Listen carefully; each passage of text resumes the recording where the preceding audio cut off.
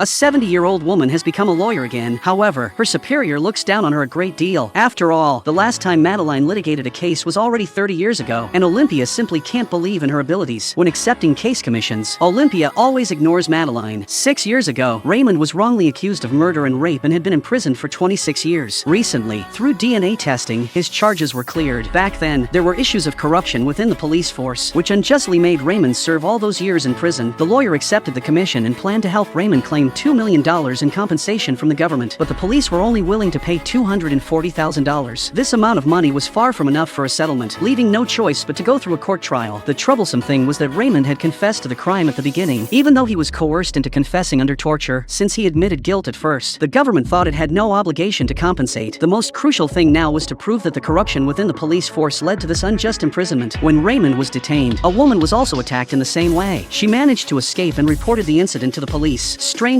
enough, there was no record of the report. If they could find Karen, it would prove the police's inaction. Therefore, Karen became the key figure in this case. The first court trial began. Olympia didn't have any strong evidence, so she tried to move the jury by telling Raymond's tragic experience, but this approach didn't work very well. Just then, Madeline presented a new piece of evidence. It turned out that although the police didn't make a record when Karen reported the case, Madeline found the original recording from the communication company's server. In the recording, Karen's description of the criminal was crystal clear, and this was irrefutable evidence that the police had fabricated a false case. With this piece of evidence, the entire situation of the case was turned around instantly. The jury unanimously ruled that Raymond should receive a compensation of $20 million, which was much higher than the amount Olympia originally claimed. Obviously, Madeline was the great hero of this case. Now, Olympia not only made Madeline a full-time employee, but also specially allocated an independent office for her.